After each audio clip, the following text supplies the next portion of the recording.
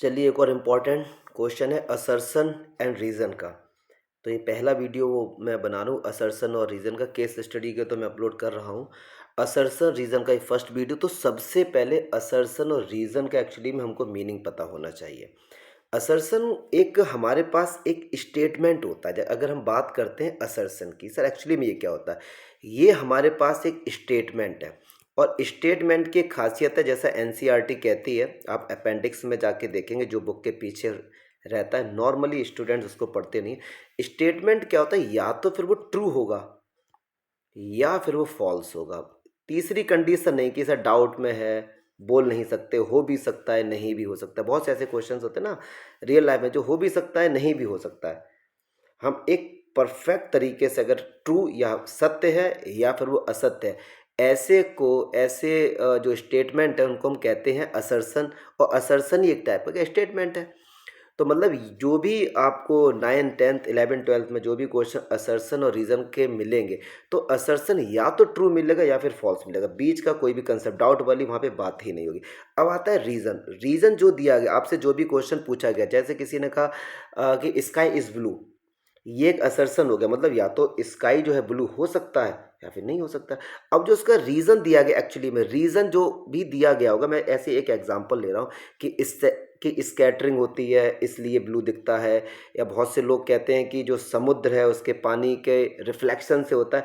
तो जो रीज़न है, अगर वो असर्शन की बात को एक्सप्लेन कर पा रहा है, तो हम कह देंगे कि भैया R is the correct explanation of the assertion A.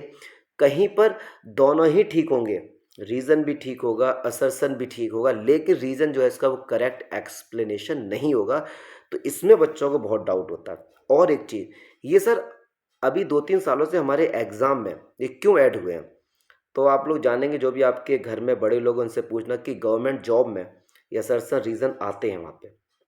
MCQ जो सरकार ने ऐड की हैं, गवर्नमेंट ने हमारी, वो इसीलिए ऐड किए हैं कि ये एक्चुअली में अभी से आपको गवर्नमेंट जॉब के लिए, कि जब आप गवर्नमेंट जॉब में जाएंगे, तो जब वहाँ पे एकदम एमसीक्यूज देखेंगे या असरसर रीज़न देखेंगे, तो वो चीज़ आपके लिए अलग नहीं होगी। और दूसरे ये लॉजिकल होते हैं।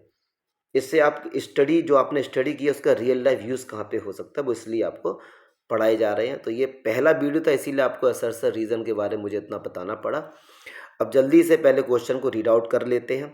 ये जो कंडीशन है कि ए बताइए सही है, बी ठीक है, या सी है या डी, इसको बाद में देखेंगे। पहले हम लोग क्वेश्चंस को रीड आउट करते हैं। तो क्वेश्चंस क्या है, यहाँ से हमारे स्टार्ट हो रहे हैं। तो बोल रहे हैं कि HCF of any two consecutive even natural number is always true. अब आपको ये बताना है कि ये ट्रू है या फॉल्स है। अब आप उसको समझेंगे। To consecutive even natural number, कोई से भी दो कंसेक्यूटिव इवन होने चाहिए और नेचुरल नंबर होने चाहिए। सपोज मैं लेता हूँ 8 और 10, और सही है यार, इनका अगर हम लोग एचसीएफ निकालने बैठेंगे, 8 के फैक्टर क्या होंगे, 2 × 2 × 2, 10 के होंगे 2 × 5, इनमें हाईएस्ट कॉमन फैक्टर क्या है, 2, तो इनका एचसीएफ 2 होगा। आप ऐसे कोई सा भी नंबर लेके देख लीजिए कि 2 जो है वो कंसेक्यूटिव इवन नेचुरल नंबर का एचसीएफ होगा। मतलब जो असर्शन है वो एकदम ट्रू स्टेटमेंट है, मतलब एकदम सत्य है। सही बात है भाई साहब, इसमें कोई भी डाउट नहीं होना चाहिए आपको। चलिए अब रीज़न देखते हैं। अब यहीं पे बात समझेंगे कि जो असर्शन जो आपको पता लग चुका है कि वो ट्रू है, अब ये चेक करो जो रीज़न दिया है क्या वो उसको एक्सप्लेन कर रहा है। पहले तो ये चेक हम लोग करेंगे कि रीज़न सही है या फिर गलत। तो even natural numbers are divisible by 2, कह रहे इवन होने चाहिए और नेचुरल नंबर होने चाहिए। सपोज मैं लेता हूँ, मैंने 8 ले लिया और 10 ले लिया, 12 ले लिया और मैंने 98 ले लिया। ये जितने भी मैंने इवन और नेचुरल नंबर लिए, आप देख रहे होंगे हर एक नंबर 2 से डिवाइड हो जा रहा है, हर एक नंबर। तो जो रीज़न दिया गया भाई वो भी एकदम ट्रू है। मतलब ये तो पता लग चुका है हमको कि रीज़न और असर्शन दोनों ही ट्रू हैं। लेकिन अब जो यहाँ पे ऑप्शन दिए जाते हैं, इसमें बच्चा कंफ्यूज होता है। यहाँ तक ये पता लगाना तो बहुत सिंपल होता है कि ट्रू है फॉल्स है क्या। अब जो यहाँ पे आपको दिए गए हैं इसको समझेंगे कि both assertion A and B are true. ठीक है, यहाँ तक तो मुझको कोई भी डाउट नहीं, दोनों ही ठीक है। लेकिन जो ये दो बातें ऐड करी गई कि आर इज अ करेक्ट और R is not correct explanation of assertion A, मतलब सी और डी तो हो ही नहीं सकते। ए और बी दोनों ही ट्रू है। अब ये चेक करना है कि ए ठीक है या बी। अब आपको ये बताना है कि जो रीजन है क्या वो करेक्ट एक्सप्लेनेशन है या फिर नहीं है। तो चलिए वापस क्वेश्चन पे हम लोग आते हैं। अब देखिए, अब यहाँ पे एचसीएफ की बात हुई है। रीज़न तब ये होता जब रीज़न में ये बताया गया होता कि एचसीएफ कैसे फाइंड करते हैं। ऊपर बात हो रही है एचसीएफ की, किसी भी to consecutive even natural number का जो एचसीएफ होता है वो 2 होता है, ये बात ट्रू है। रीज़न बताते हैं कि एचसीएफ एक्चुअली में निकाला कैसे जाता है, वो उन्होंने कुछ नहीं बताया है। इन्होंने जो बात की है कि भैया कोई भी नेचुरल इवन नंबर वो 2 से डिविजल होता है। यहाँ पे ऊपर वाले को ये एक्सप्लेन नहीं कर रहे हैं डियर। यही बात बस समझने की यहीं पे कि जो असर्शन है वो ट्रू है। क्या रीजन जो बताया गया क्या वो असर्शन को एक्सप्लेन कर रहा है? क्या अगर आपको एचसीएफ निकालना आता है तो वो रीजन क्या उसको बता रहा है कि एचसीएफ कैसे निकाला जाता है? क्योंकि ये तो बात ठीक है, लेकिन ये जो रीजन भी ठीक है, लेकिन ये इसका करेक्ट एक्सप्लेनेशन नहीं है। तो 19 का जो आंसर हो जाएगा हमारा, 19 का जो आंसर होगा वो ये होगा, R is not the correct explanation assertion A, मतलब ये बी इसका।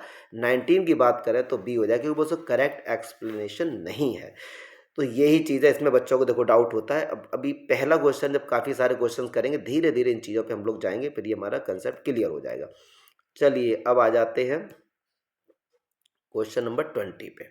चलिए क्वेश्चन नंबर 20 पे आते हैं। कहते हैं इफ द, ये इंपॉर्टेंट है, if the radius of a sector of a circle is reduce to half and the angle is double then the perimeter of the sector remains the same. अब पहले तो आपको ये पता करना है कि रीजन जो असर्शन है वो ट्रू है या फॉल्स है, क्योंकि रीजन एक स्टेटमेंट, असर्शन एक स्टेटमेंट होता है। चेक करते हैं कह क्या रहे हैं। कह रहे हैं हमारे पास ये एक सर्कल है, सर्कल में ये हमारे पास एक सेक्टर, मान लो ये एंगल हमारा थीटा है, इसकी जो ये रेडियस है ये आर है। कह रहे हैं इसका पेरीमीटर, अब ये ही बस यहाँ पे ध्यान देने, ये मान लो पॉइंट ओ है।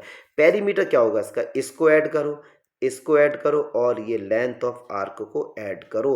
तो r plus length of r क्या हो, थीटा अपॉन 360 2 पाई आर, ये आ गया इसका पेरीमीटर इस सेक्टर का। बहुत से बच्चे इसका पेरीमीटर निकालेंगे केवल इतना, नहीं डियर ये गलत है। ये तो लेंथ ऑफ द आर्क है, पेरीमीटर में तो ये भी ऐड होगा। पेरीमीटर क्या होता है, सम ऑफ ऑल बाउंड्रीज, जितनी बाउंड्री है सबको ऐड करो, तो ये आ गया। फिर अगले ही पार्ट में ये बोला गया अगर रेडियस को हाफ और एंगल को डबल कर दें तो भी क्या पेरीमीटर यही आएगा, हमको ये पता करना है। तो चलिए अब देखते हैं एक और, अब यहाँ पे इस तरीके से इसको सॉल्व करते हैं। एक मैंने ये इसको सपोज मैं ऊपर वाले को हटाता हूँ हल्का सा। चलिए अब देखिए, मैंने ये सर्कल लिया और जैसा इन्होंने बोला था कि एंगल को हमने कर दिया डबल 2 थीटा और रेडियस हमने कर दी r/2 और ये r/2। चलिए अब निकालते हैं। तो r/2 प्लस r/2, क्योंकि ये तो ऐड करेंगे, बाउंड्री है, फिर वही वाला फॉर्मूला, थीटा मतलब 2 थीटा अपॉन 360 2 पाई आर, कितना है डियर, r/2। तो देखो 2 से 2 कैंसिल हो गया, ये r/2 r हो गया, plus theta upon 360 2 pi r. और अगर आपको याद होगा इससे पहले वाला जो कंडीशन थी उसका आंसर आर क्या था, r plus r theta upon 360 2 pi r. थोड़ा हौच पौच हो रहा है, कंडीशन को समझेंगे तो ये दोनों ही डिफरेंट हैं। इसका आंसर आ रहा आर प्लस और ये आ रहा आर प्लस आर, मतलब 2r। तो कहने का मीनिंग है जो असर्शन दिया गया है वो फॉल्स है भाई साहब। क्या दिया गया है, वो तो फॉल्स हो गया। ये बात जो बोल रहे हैं वो एकदम गलत बोल रहे हैं, एकदम गलत बोल रही है। असर्शन जो दिया गया वो गलत है, क्योंकि इसका आंसर ये आ रहा है अगर मैंने रेडियस को हाफ और एंगल को डबल किया है तो, और उससे पहले आंसर ये आ रहा था। तो असर्शन तो हमारा फॉल्स है, असर्शन तो हमारा क्या है जी भैया, फॉल्स है, इसमें कोई भी डाउट नहीं होना चाहिए। चलिए अच्छा, अब देखते हैं रीजन। अब असर्शन तो फॉल है, अब ये देखते हैं the length of the arc of subtending angle theta at the centre. अब ये कह रहे हैं कि ये हमारे पास ये एंगल है, मान लो ये थीटा है, ये सेक्टर की बात करें, इसकी लेंथ ऑफ आर्क, तो इसका फॉर्मूला क्या होता है, थीटा अपॉन 360 2 पाई आर।